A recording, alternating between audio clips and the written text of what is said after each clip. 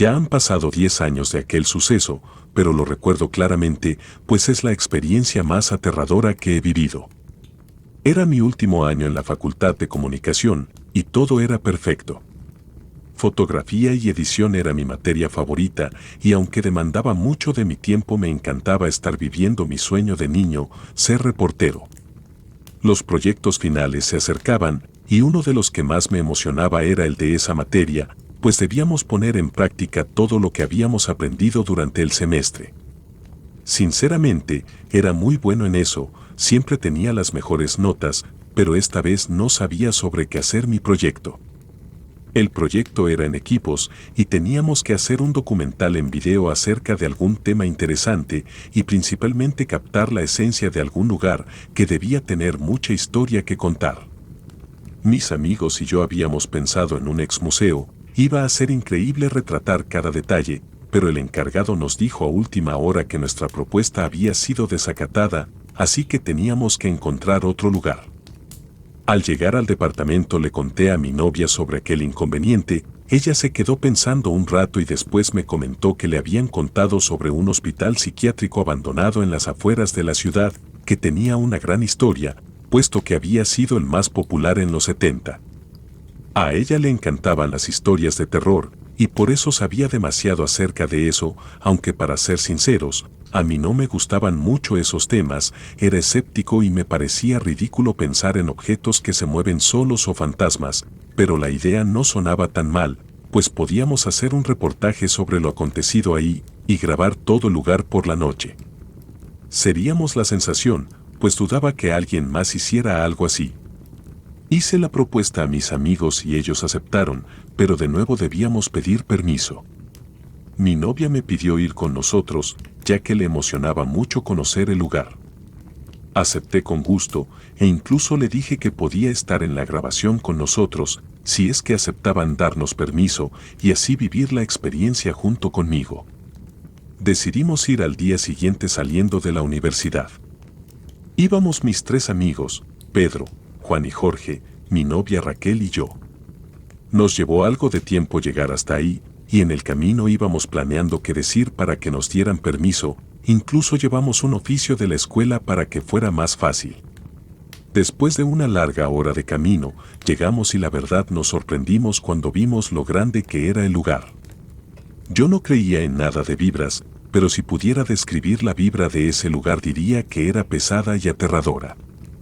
El hospital era enorme, la pintura que alguna vez fue blanca, estaba desgastada y ahora era amarilla. Eran 3 pisos y la puerta de entrada era gigante, estaba grafiteada, seguramente por la gente que se metía y vandalizaba por la noche. Daba un aspecto espeluznante. El guardia nos recibió con desconfianza, pero después de contarle el proyecto, se portó muy amable. Aceptó que entráramos y grabáramos, siempre y cuando no hiciéramos ningún daño a la propiedad. Además nos dijo que él no se hacía responsable de cualquier acontecimiento extraño, porque en aquel lugar pasaban cosas muy raras. Nos empezó a dar un recorrido y nos contó acerca del lugar.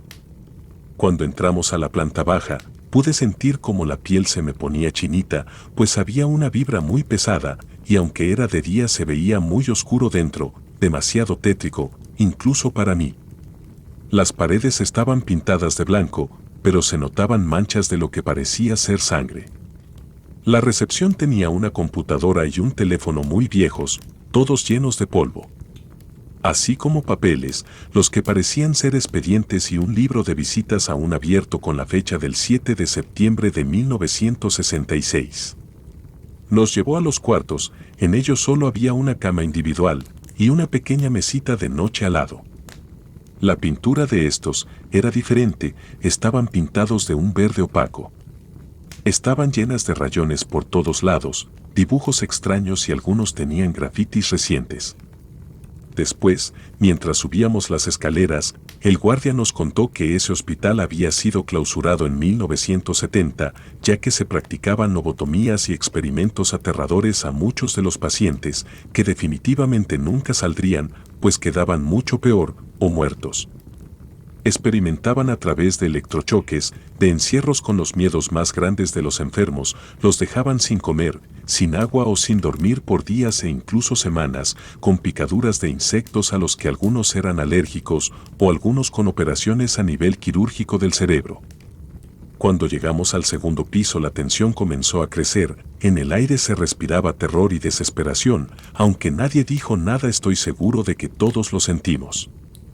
En esa planta había cuartos como los de abajo, muchísimos más de hecho, también estaban las duchas, los baños que aún estaban sucios, y alrededor de 10 consultorios con camillas metálicas, medicamentos e instrumentos quirúrgicos.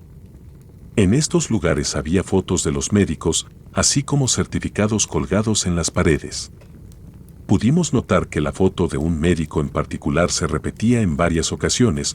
Cuando le preguntamos al guardia nos dijo que aquel hombre había sido el director del lugar y que era quien practicaba los experimentos y las operaciones.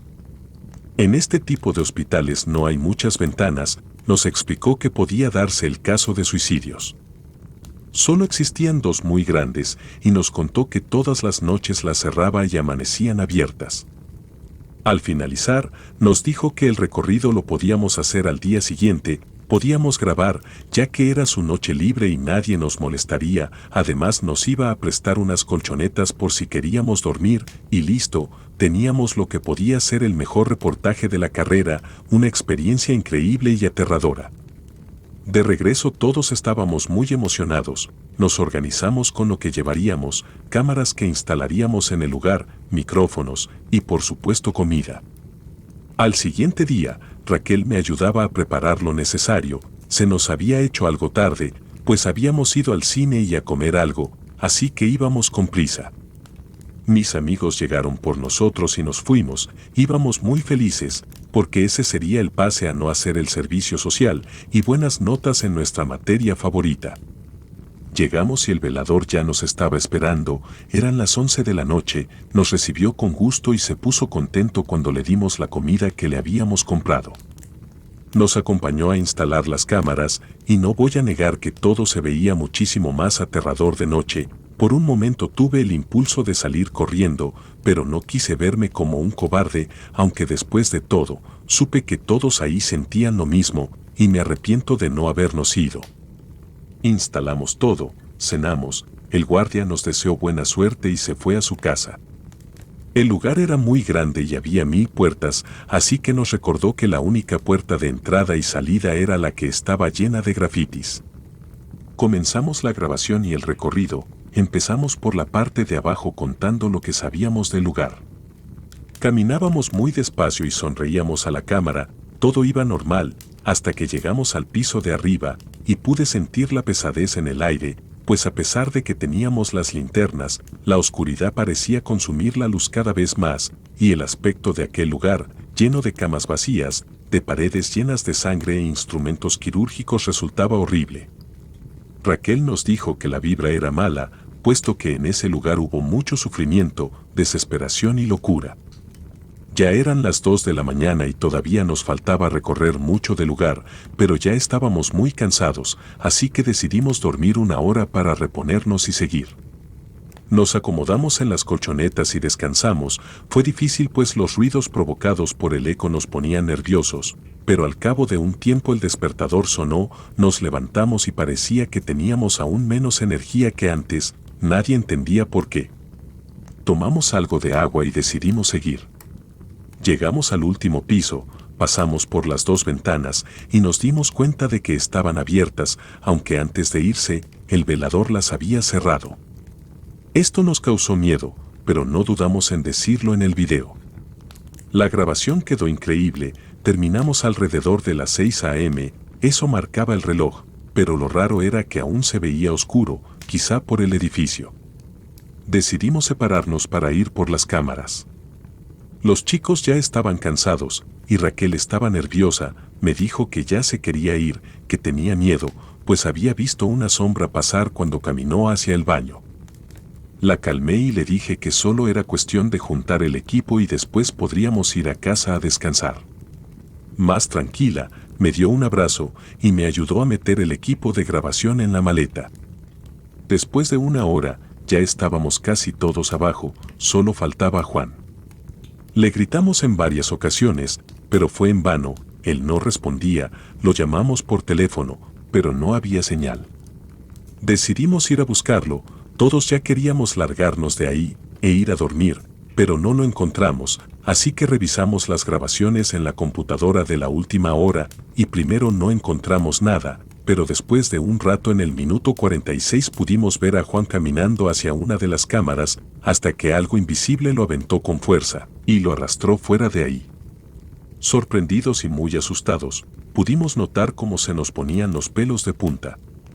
Raquel empezó a llorar, estaba aterrorizada, traté de calmarla, alentando a todos a buscar a Juan, pero a pesar de todos nuestros intentos no pudimos encontrarlo.